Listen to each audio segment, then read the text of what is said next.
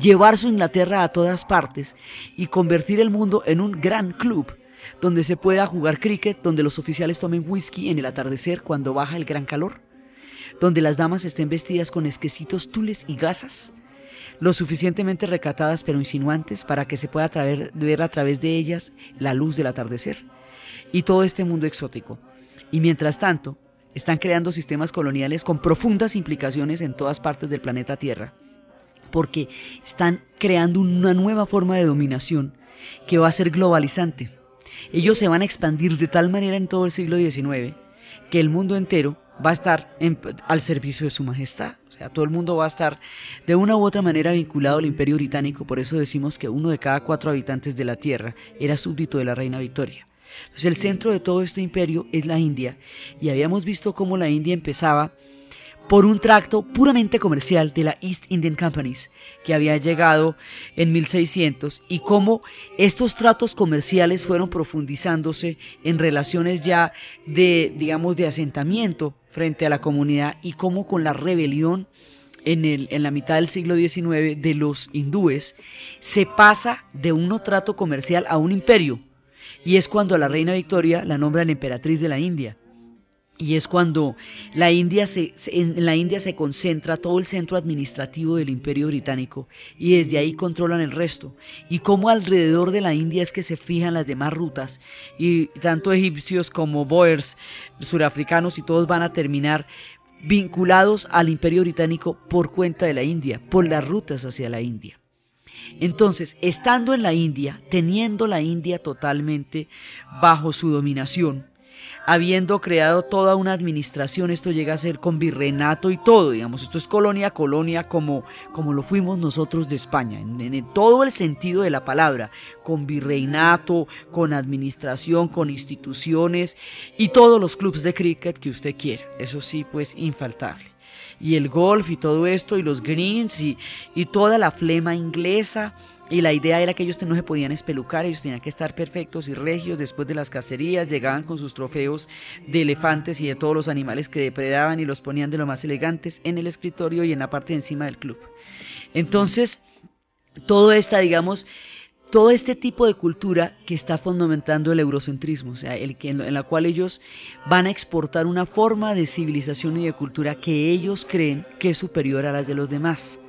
Cosa que con los hindúes pues es una pretensión rarísima, porque semejante pueblo tan rico y tan profundo a todo nivel, pero dentro del concepto de lo que significó la revolución industrial y de lo que significó la expansión inglesa, ellos consideran que ellos son la civilización, y de ahí nace lo que llamamos el eurocentrismo europeo.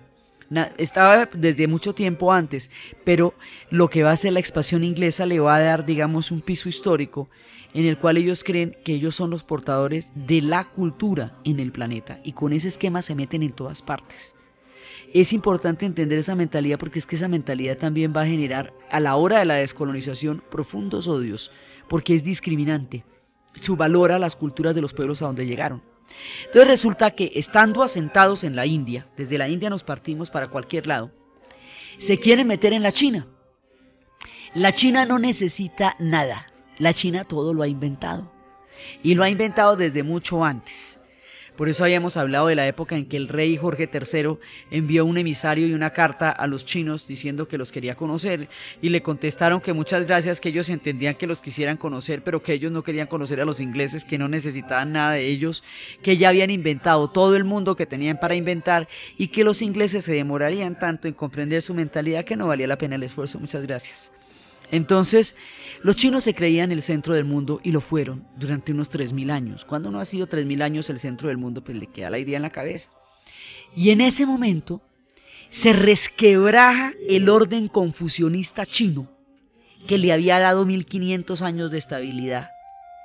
Y no hay un orden histórico que pueda reemplazar en ese momento a lo que el confucianismo era, porque el confucianismo era un orden social. O sea, en el confucianismo es un sistema de círculos en donde todo el mundo tiene reglas del juego y deberes, del soberano al súbdito, de los mayores, de los menores a los mayores, de las mujeres a los hombres. Bueno, es todo un haz de relaciones que produce una cultura colectiva como un engranaje en donde cada cual casa perfectamente son culturas de pertenencia, las culturas asiáticas son culturas de pertenencia, no existe la idea del individuo.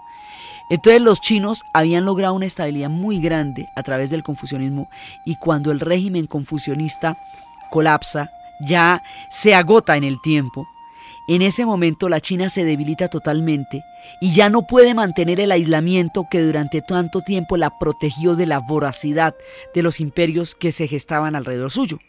Entonces, al lado de la China se está haciendo súper fuerte Japón, que con la dinastía Meiji desarrolló un proyecto de 400 años de consolidación e industrialización y luego expansión militar.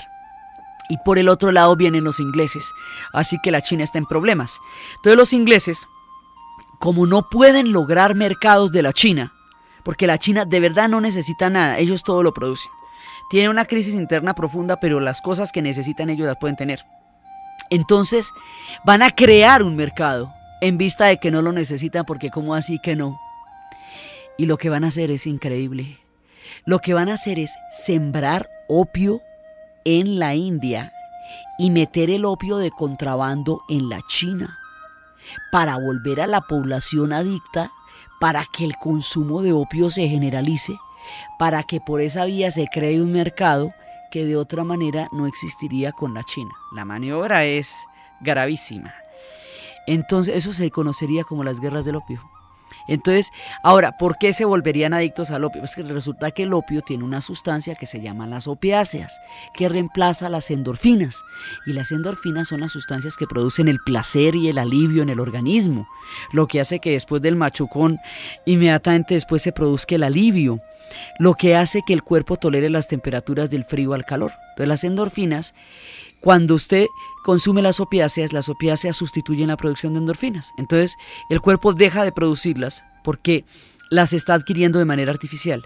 Si usted deja de tener la adquisición artificial de las endorfinas, el cuerpo entra en un síndrome de abstinencia, y como no tiene tolerancia ni al frío, ni al calor, ni al hambre, ni a la sed, ni al dolor, entonces eso es una cosa insoportable. Por eso la adicción que producen las opiáceas es física. Entonces le van a meter esa cantidad de opio a China, y el opio adormece, produce un letargo, un largo letargo. Entonces, ¿qué además se lo meten de contrabando? Entonces resulta que las autoridades chinas mínimamente prohíben el contrabando de opio.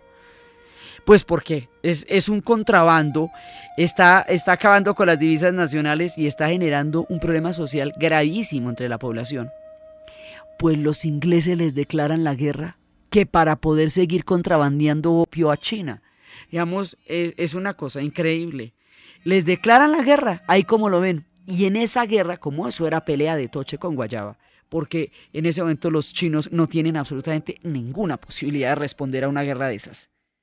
Entonces, en ese momento, lo que hacen es obligarlos a abrir los puertos. Entonces, la China se protegía aislándose. Y de esa manera, ella ha tenido crisis a lo largo de su historia, muchas crisis. Pero el aislamiento permitía que pudiera solucionar las crisis ella solita, saliera, se fortaleciera y todo bien. Ahora ya no se puede aislar, porque con el mundo de los imperios del siglo XIX ya no existe el aislamiento. El mundo se está globalizando desde entonces. Ahora lo que pasa es que los medios de comunicación lo hacen más evidente, pero la globalización empieza con el colonialismo. Entonces, resulta que lo que hace Inglaterra es que China pierde las dos guerras del opio, y al perderlas, la obliga a abrir los puertos, es decir, la obliga a que Shanghái comercie a juro con los ingleses bajo la fuerza de las armas por medio de la cual la sometió. Y le quita a Hong Kong. Ahí en ese momento es que le quita a Hong Kong. Y Hong Kong se vuelve una colonia británica, la más exótica que usted se imagina, porque con esa cantidad de barcos en donde viven las personas rodeando la bahía, y con esa cantidad de especias, y esa cantidad de culebras que se venden en los mercados, y los clubes de cricket, entonces eso sí queda muy sofisticado. Hong Kong desde entonces será británica, y la devolución se haría frente a todos en vivo y en directo en 1997, ya había pasado todo el siglo, y es a raíz del terrible episodio de las guerras del opio que los británicos se hacen a Hong Kong y empiezan a ejercer una decisiva influencia en la China, y ponían letreros en los clubes que decían prohibida la entrada a los perros y a los chinos en China. Y es uno de los episodios más complejos de todas las etapas de colonización en la presencia de los ingleses en la China.